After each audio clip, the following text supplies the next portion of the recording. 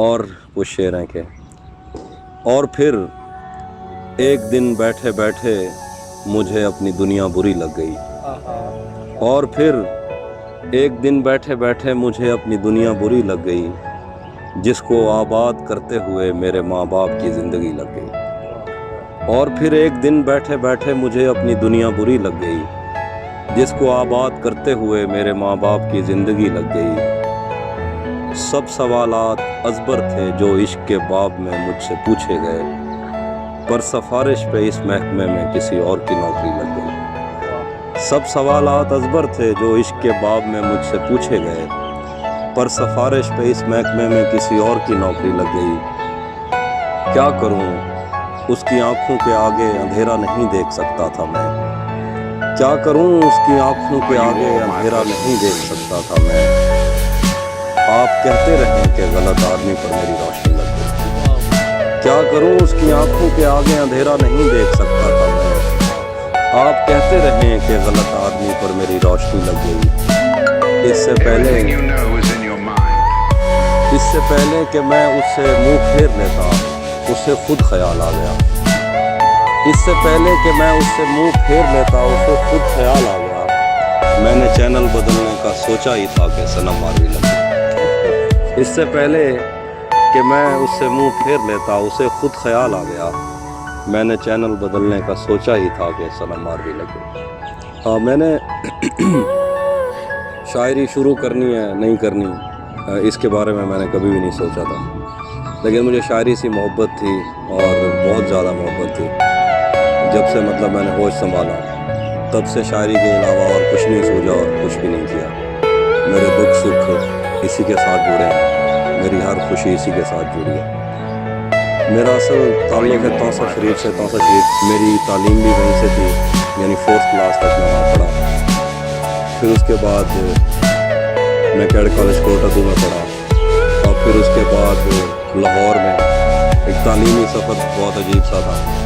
اس کے بعد میں چلا گیا بدین میں نے 2nd ایئر کی، پھر میران یونیورسٹی سے انجینئرنگ، پھر بہاولپور اسلامیہ یونیورسٹی سے ایم اے، اور پھر بعد میں اورینٹل کالج سے ایم فل کیا میں نے۔ اور یہ سب عمارتیں جو تھیں یہ دیر تک میرے ساتھ رہیں اور شاید رہیں گی۔ بہرحال شاعری شروع کر دی میں نے، پتہ نہیں ہے کہاں تک چلے گی۔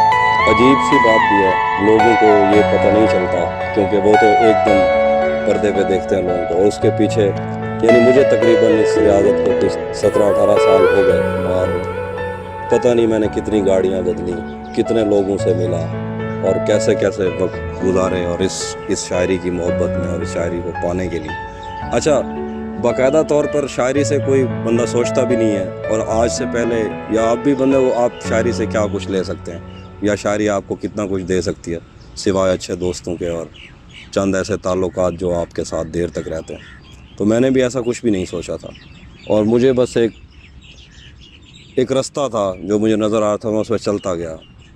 17 سے 18 سال گزر گئے، پتہ ہی نہیں چلا، اور ایک دم سے چیزیں سامنے آ گئیں۔ میں نے شاعری سے یہ کچھ مانگا بھی نہیں تھا، اور اس کا شکر تو ادا میں کرتا ہوں، لیکن اس کی بہت زیادہ خوشی بھی نہیں ہوتی، اور جب تک ہے بس صحیح ہے۔ لیکن یہ ہے کم از کم مجھے ایک بات کی خوشی ضرور ہے کہ میں نے دوبارہ لوگوں کو شاعری کی طرف لگایا۔ انڈیا میں تو چلو لوگ سنتے تھے شاعری کو، لیکن پاکستان میں کم سنتے تھے شاعری کو، تو میں نے کم از کم ان لوگوں کو دوبارہ شاعری کی طرف لگایا، اور اس سے مجھے کچھ فائدہ ہو نہ ہو، کم از کم میرے آنے والی نسلیں جو ہوں گی جن میں شاعر پیدا ہوں گے، تو ان کو وہ سفر نہیں کرنے پڑیں گے جو میں نے کیے یا جن چیزوں کو میں دیکھا۔ تو میں نے بارہا کہا ہے، اور میرے ساتھ والے لوگوں کو تو پتہ ہے کہ مجھے جمال احسانی سب سے زیادہ پسند ہے۔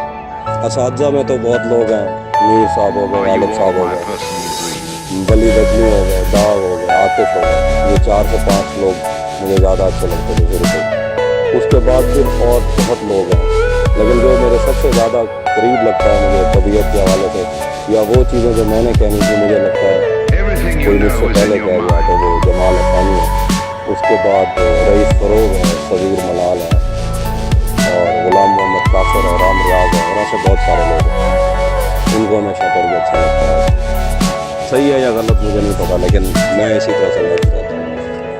اصل بات یہی ہے کہ مجھے آسانی ہی اردو کہنے میں لگتی ہے. ویسے میں سرائکی چیزیں لکھتا ہوں, اگر وہ چند چیزیں ہیں تو وہ میرے اپنے لیے ہیں. اور میں یہ بھی ذاتی طور پر سمجھتا ہوں کہ اگر ہم 2 یا 3 زبانوں میں بڑھ جاتے ہیں تو وہ ہمیں سمجھ نہیں لگتی کہ ہم کب کس زبان میں سوچ رہے ہیں اور کب کس زبان میں. تو اس لیے میں نے صرف اردو میں جو غزل کا نا 5% یا 10% حصہ جو ہوتا ہے وہ الہام ہوتا ہے, باقی آپ کی محنت اس میں بہت زیادہ شامل ہوتی ہے اور بہت ٹائم لگتا ہے. آپ اس کو سوچنا پڑتا ہے. یعنی میں یہ سوچ کے لکھتا ہوں کہ جو ایک زمین بنتی ہے شاعری میں, وہ قافیہ آپ کی زندگی میں ایک بار آتا ہے, تو آپ اس قافیے کے ساتھ ایسا برتاؤ رکھیں کیونکہ اس میں ساری زندگی آپ کو دوبارہ نہیں ملنا کہ پھر اس کو یاد رہے کہ مجھے کسی نے باندھا تھا یا اس طرح سے. میں اصل میں ہوتا یہ ہے کہ کئی دفعہ یوں ہوتا ہے کہ شاعر ابھی اس زمین سے واقف ہو رہا ہوتا ہے اور اس کو یہ لگتا ہے کہ اس نے غزل کہہ لی.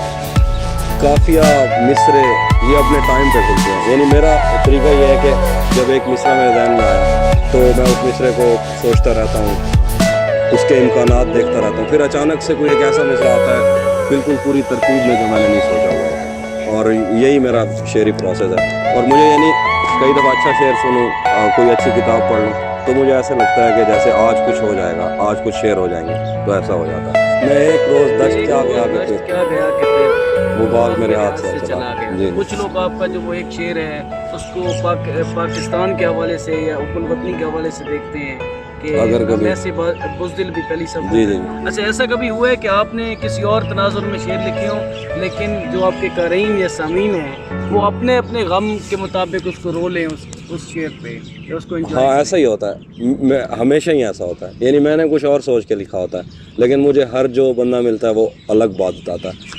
اور ہمیشہ سے میرے خیال سے ایک فلم تھی, مجھے یاد نہیں, پوسٹ مین, اس میں ایک بات وہ کرتا ہے کہ شاعری ان کے لیے نہیں ہوتی جو شاعری کرتا ہے, شاعری جو کرتے ہیں ان کے لیے نہیں ہوتی, شاعری ان کے لیے ہوتی ہے جن کے کام آتی ہے. تو مجھے شروع سے یہ لگتا ہے اور پھر میں اس پہ سوچتا بھی نہیں, اور مجھے اچھا لگتا ہے جب کوئی شعر اس کو اپنے حساب سے لیتا ہے, مجھے اچھا لگتا ہے. صحرا تو سمجھے روایت کی وجہ سے یہ آئے گا کیونکہ جب ہم پڑھنا شروع ہوئے تو ہمیں جو سب سے زیادہ جو سامنے کے استعارے تھے جو نظر آتے تھے ان میں شاید صحرا تھا. اور اس کی ایک وجہ یہ تھی کہ ہم جہاں رہتے ہیں آس پاس صرف ریت ہی ریت ہے, تھل والی سائڈ سے تعلق ہے, تو صحرا کا تو میں مانتا ہوں. لیکن درختوں اور دریاؤں سے میرا ذاتی طور پر کوئی اور ہی معاملہ رہا ہے. یعنی مجھے ہمیشہ سے یہ لگتا ہے کہ اگر آپ نے مجسم محبت دیکھنی ہے تو وہ درختوں کو دیکھیں. یعنی آپ ساری عمر جو ہے درخت پائیں پھیلائے کھڑے رہتے ہیں, ان کی چھاؤں میں جو آگے بیٹھ جائے, کوئی ڈاکو ہو, کوئی چور ہو, کوئی لٹیرا ہو, وہ کسی کو منع نہیں کرتے اور نوازتے رہتے ہیں ہر موسم میں, بارش یا آندھی. تو میں شروع سے یہ کہتا ہوں کہ اگر آپ نے مجسم محبت دیکھنی ہے تو درختوں کو دیکھیں, اور اگر آپ نے بہتی ہوئی محبت دیکھنی ہے, رواں محبت دیکھنی ہے تو دریاؤں کو دیکھیں. یعنی اس کائنات کا سب سے بڑا مسئلہ ہی شناخت ہے, اور دریا ساری زندگی بہتا ہے اپنی شناخت ختم کرنے کے لیے اور اپنا آپ کو سپرد کرنے کے لیے سمندر کو. بیسیکلی محبت دریا ہے, دریا سپردگی بہشت ہے اور بہشت دفن ہے. ہاں, جو نئے لوگ لکھ رہے ہیں ان کے لیے میں یہ کہتا ہوں کہ آپ بس شاعری کرتے رہیں, اور اس لیے نہ کریں کہ آپ اس سے کچھ حاصل کر لیں گے, اس لیے کریں کہ آپ کو شاعری سے محبت ہے اور شاعری آپ کو اس زاویے سے نوازے گی جہاں سے آپ نے سوچا بھی نہیں ہوگا. میں ہمیشہ یہ کہتا ہوں کہ جو بندہ تو شاعری کی روایت سے واقف ہے وہ اگر اعتراض کرتا ہے تو اس کا اعتراض کوئی ویلڈ بھی ہوتا ہے, ورنہ اگر کوئی ایک جدید شعر کو یہ کہہ دیتا ہے کہ سرے سے یہ کوئی شعر نہیں ہے, یہ کوئی جدید شعر نہیں ہے, تو پھر وہ اس پورے شعری سلسلے سے انکاری ہوتا ہے جس سلسلے میں ہمارے کئی اساتذہ آئے اور کئی لوگوں کی زندگیاں لگ گئیں شعر کو یہاں تک پہنچانے. کیونکہ ناصر کاظمی کا ایک شعر ہے, جو تیری منزل وہ میرا رستہ, تیرا میرا ساتھ ہی تھا. تو ان کے لیے دعا ہے جو تنقید کرتے ہیں. میں سمجھتا ہوں کہ جب خدا کسی کو لوگوں کی محبت اس کے حق میں لکھتا ہے تو وہ خدا کا انتخاب ہوتا ہے. پین سیٹ کہیں اور سے ہوتے ہیں, رجحان سازی نیچر کرتی ہے, اور جب وہ کرتی ہے تو پھر وہ اور طرح سے کرتی ہے. پھر آپ اپنا کام کرتے چلے جائیں. ایک اور اہم اور عجیب بات یہ ہے کہ جب آپ کسی ایسے بندے پہ اعتراض کریں جسے خدا نواز رہا ہو تو یہ دراصل خدا کے انتخاب میں शक करने वाली बात है। और दूसरी बात ये कि जो तनकीद करते हैं, खुदा अपने इंतखाब के ऊपर तनकीद करने वालों से भी उसी की प्रमोशन का काम ले रहा होता है। एक और नज़्म, बस यही सोच कर उम्र भर हमने पाँव में जूते न पहने, जाने कब किस तरफ तेरी आवाज़ के दफ बजें और हम देर कर दें। बस यही सोच कर उम्र भर हमने पाँव में जूते न पहने, जाने कब किस तरफ तेरी आवाज़ के दफ बजें और हम देर कर दें। हम तेरी समत निकले तो अपने बनाए हुए दायरों के तकद्दुस को पामाल करते हुए एक लम्हा न सोचा। इतना आसान नहीं अपनी बस्ती से हिजरत मेरी जान, शहर जाती हुई गाड़ियाँ गांव में बच गए उन बुजुर्गों को हारन नहीं गालियाँ दे के गुजरी। कितने दिन हो गए तेरी जुल्फ़ों के साए में आए हुए, फिर भी कोई खला है जिसे तेरी मौजूदगी भी नहीं भर सकी। ज़िंदगी तेरे होठों से बहती हंसी से बहुत मुख्तलिफ है। ज़िंदगी ऐसी तस्वीर है जिसको नज़दीक से देखने के लिए दूर की ऐनकें चाहिए। जिन जवान लड़कियों के बुढ़ापे का सोचा नहीं था, आज उनकी लबों और भवों और बालों में भी बर्फ़ है। तू नहीं जानती वक्त भी अपनी फितरत में कम ज़र्फ़ है। इससे पहले ज़िंदगी तेरे घर में बनाई हुई लाइब्रेरी में रखी किताबें नहीं है जिसे पढ़ते पढ़ते हमें नींद आ जाएगी। उम्र की आखिरी किस्त में आईना देखने की रिहर्सल निगाहों को खा जाएगी। इससे पहले कि अंदर से आवाज़ आए कि अब मुझ पे हर रास्ता बंद है, आ मेरे पास आ, मेरे सीने पे सर रख। कुछ जगहों पर रगों में धड़कते हुए खून का ठहर जाना बहुत फ़ायदा मंद है।